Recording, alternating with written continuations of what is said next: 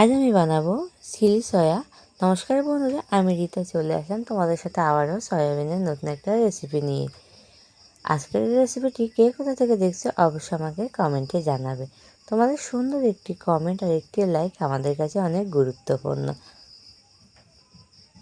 নতুন বন্ধু যারা আমার চ্যানেল আজকে নতুন আছে, প্লিজ চ্যানেলটি সাবস্ক্রাইব করে পাশে থাকবে, আর পাশে থাকার নোটিফিকেশানটি অবশ্যই অল করে দিবে, যেন আমি রোজ ভিডিও দিলে সবার আগে নোটিফিকেশান তোমাদের কাছে চলে যায়। চলো রেসিপিটা শুরু করা যাক। এখানে আমি কড়াইতে পরিমাণ মতো জল দিয়ে অল্প একটু লবণ দিয়ে দিব। আমি এখানে আধা চা চামচ লবণ দিয়ে দিচ্ছি। দিয়ে তারপর এখানে দিয়ে দিব সয়াবিনগুলো। জলটা যখন গরম হয়ে যাবে তখন আমি এখানে সয়াবিনগুলো দিয়ে এটাকে আমি 3 থেকে 4 মিনিট খুব ভালোভাবে ফুটিয়ে নেব। তারপরে এটা খুব ভালোভাবে বন্ধুরা সেদ্ধ হয়ে গেছে। আর এখন আমি এটাগুলোকে সবগুলো সয়াবিন নামিয়ে নেব চাকুরের সাহায্যে। এভাবে করে আমি একটা বাটির মধ্যে সয়াবিনগুলো এখন তুলে নেব। আমি চেষ্টা করি বন্ধুরা আমার প্রত্যেকটা রেসিপি খুবই সহজভাবে, সহজ পদ্ধতিতে ঘরে থাকা কিছু উপকরণ দিয়ে তোমাদেরকে তৈরি করে দেখাতে।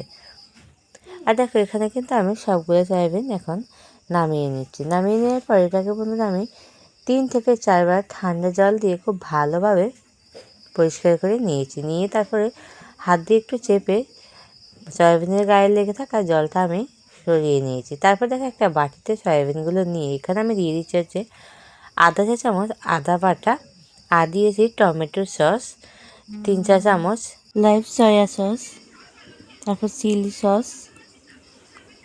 সবগুলো উপকরণ দিয়ে ভালোভাবে আমি একটু হালকা অল্প একটুখানি লবণ দিয়ে খুব ভালোভাবে সবগুলো আমি মিক্স করে নিচ্ছি সয়াবিনের সাথে। একটা চামচের সাহায্যে খুব ভালোভাবে আমি এটাকে মিশিয়ে নিচ্ছি। এটা কিন্তু বন্ধুরা এভাবে করে খুব ভালোভাবে কিন্তু মিশিয়ে নিতে হবে। তারপর আমি এখানে দিয়ে দিচ্ছি কর্নফ্লাওয়ার। আমি এখানে এখন দিয়ে দিব হাফ কাপ পরিমাণ কর্নফ্লাওয়ার। কর্নফ্লাওয়ারটা দিলে খুব ভালোভাবে আমি এটাকে মিশিয়ে নিচ্ছি সয়াবিনের সাথে। খুব ভালোভাবে কিন্তু বন্ধুরা এটাকে মিশিয়ে নিতে হবে। তারপর দেখো খুব ভালোভাবে মেশানো হয়ে গেছে। আমি এখানে একটা কড়াই বসিয়ে দিয়েছি। কড়াইতে দিয়ে দিচ্ছি তেল। তেলটা গরম হয়ে যাওয়ার পরে আমি এখানে অল্প অল্প করে সয়াবিনগুলো দিয়ে দেব। দিয়ে খুব ভালোভাবে এটাকে বন্ধুরা আমি ভেজে নেব। দেখো এটাকে দিয়ে এভাবে সবগুলো কিন্তু একসাথে দিতে যাবে না, অল্প অল্প করে দিয়ে তারপরে এরকম করে খুব লালচে করে ভেজে নিতে হবে। দেখো ভেজে নেওয়া হয়ে গেছে। এখন আমি নামিয়ে নিচ্ছি। নামিয়ে আমি একটা প্লেটের মধ্যে নামিয়ে নিচ্ছি। একটা টিস্যু পেপার দিয়েছি যেন তেলটা টেনে যায়, তার জন্য। তোমরা চাইলে টিস্যু পেপারটা নাও দিতে পারো, আমার হাতের কাছে ছিল বলে দিলাম। দিয়ে আমি সবগুলো সয়াবিন নামিয়ে নিচ্ছি। এরপর এখানে দেখো আমি একটা প্লেটের মধ্যে নিয়ে নিচ্ছি আদা কুচি নিয়েছি, রসুন কুচি, কাঁচা লঙ্কা কুচি, পেঁয়াজ, টমেটো, ক্যাপসিকাম।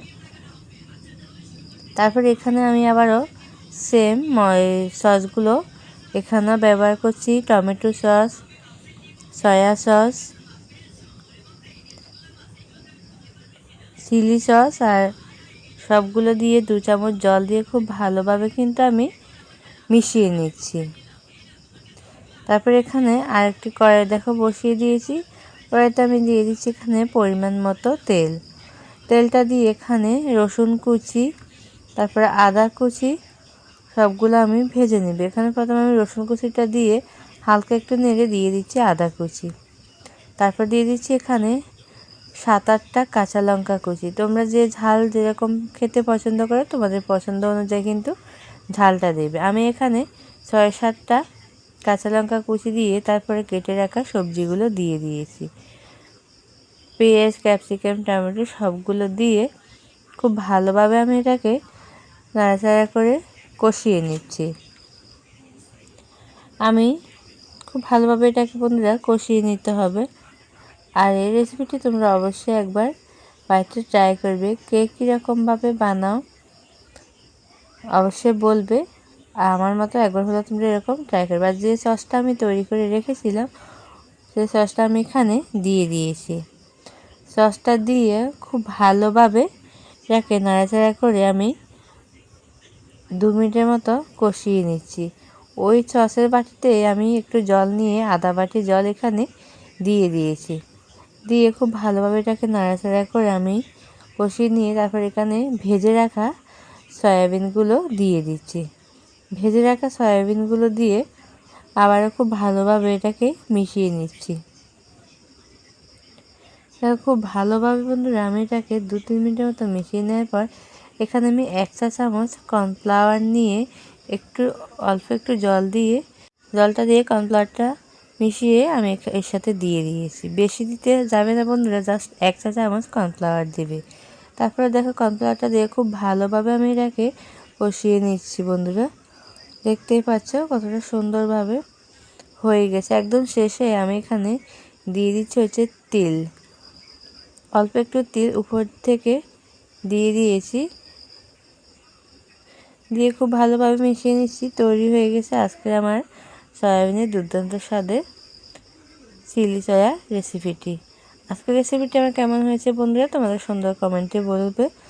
সবাই ভালো থাকবে, সুস্থ থাকবে। দেখা হবে তোমাদের সাথে আবারও নতুন একটা রেসিপির সাথে। আর এতটা সময় ধৈর্য ধরে আমার সাথে সম্পূর্ণ ভিডিওটা দেখার জন্য সবাইকে অসংখ্য ধন্যবাদ। আমার ভিডিও যদি তোমাদের ভালো লেগে থাকে অবশ্যই বন্ধুরা তোমাদের প্রিয়জনদের সাথে শেয়ার করে দেবে। আর বেশি ভালো লাগে থাকলে একটা হাইপ করে দেবে। ধন্যবাদ।